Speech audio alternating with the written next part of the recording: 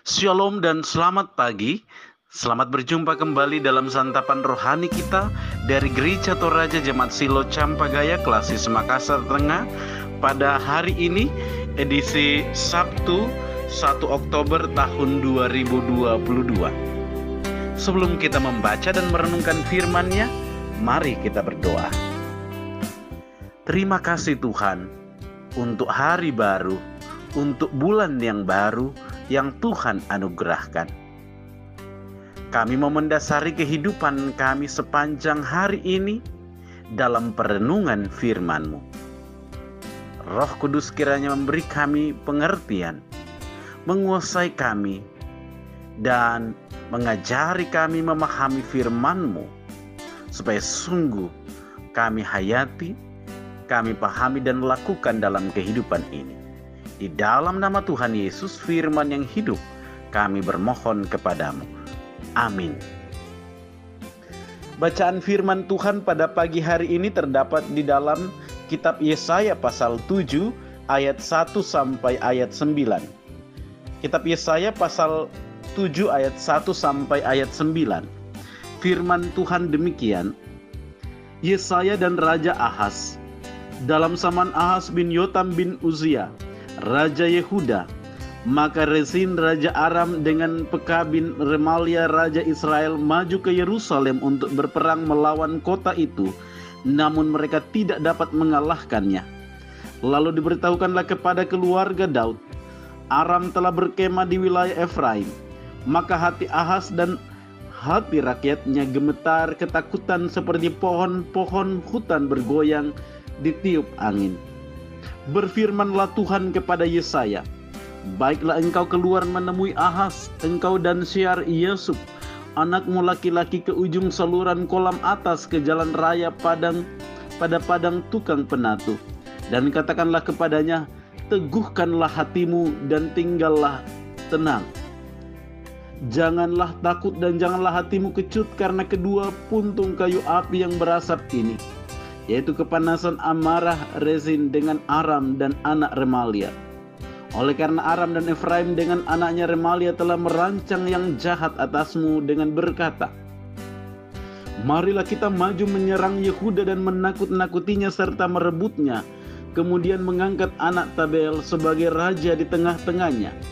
Maka beginilah firman Tuhan Allah, tidak akan sampai hal itu dan tidak akan terjadi, sebab Damsyik ialah ibu kota Aram dan Rezin ialah kepala Damsyik. Dalam 65 tahun Efraim akan pecah, tidak menjadi bangsa lagi, dan Samaria ialah ibu kota Efraim, dan anak Remalia ialah kepala Samaria. Jika kamu tidak percaya, sungguh kamu tidak teguh jaya. Amin. Saudara yang dikasihi oleh Tuhan, firman Tuhan pada pagi ini dalam perenungan, teguhkan hatimu. Teguhkan hatimu. Saudara, dalam diri seseorang pasti ada rasa takut, dan hal itu adalah manusiawi. Yang membedakan adalah sikap setiap orang ketika menghadapi suatu ancaman atau bahaya. Ada orang yang tenang-tenang saja. Ada orang yang panik, takut, gentar, dan lain-lain.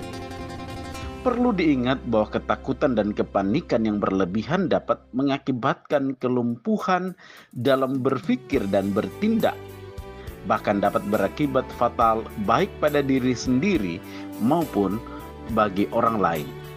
Saudara, Yesaya pasal 7 ayat 1 sampai 9 menjelaskan bagaimana bangsa Yehuda pada zaman Raja Ahaz menghadapi kondisi yang amat sulit karena saat itu Raja Israel beserta Raja Aram maju ke Yerusalem untuk berperang melawan kota itu.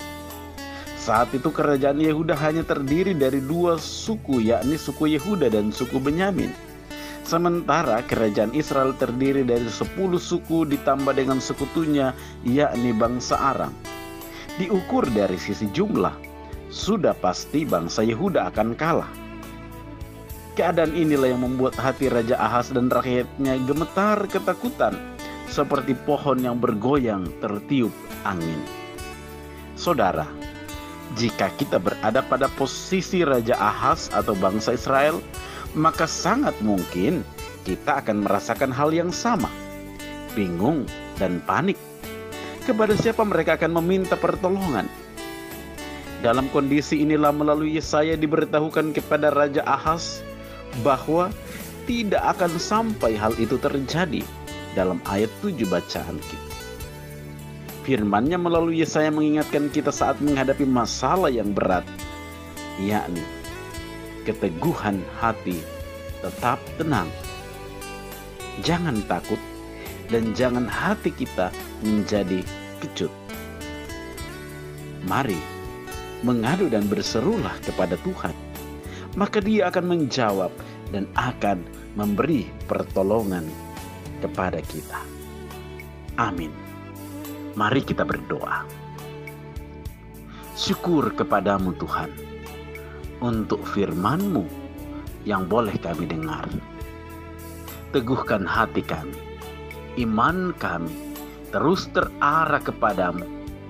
Percaya bahwa pertolongan kami hanya bersumber daripadamu. Karena itu kami tidak akan takut, khawatir, kecut hati dalam menghadapi berbagai masalah pergumulan. Tolonglah kami ya Tuhan sepanjang hari ini untuk berbagai aktivitas, rencana pekerjaan, tanggung jawab yang akan kami teruskan. Biarlah Tuhan Engkau berkati, pimpin dan sertai kami. Berkati dan sertailah rumah tangga kami masing-masing, keluarga kami, anak cucu kami, dimanapun berada. Peliharakan ya Tuhan, dalam rumah tangga, dalam pekerjaan, dalam pendidikan, pertumbuhan dan permainan anak-anak kami. Topanglah kami Tuhan, dalam menjalani setiap bentuk hidup yang kami jalani. Ketika kami bersuka cita, biarlah Tuhan menyempurnakan sukacita kami hari ini. Jikalau ada yang bersuka cita karena berkat Tuhan yang dialaminya, melalui pertambahan usia, melalui ulang tahun pernikahan, melalui berkat-berkat Tuhan yang lain, biarlah Tuhan melanjutkan pemeliharaan-Mu bagi saudara-saudara kami di hari-hari ke depan dan menyempurnakan sukacita mereka.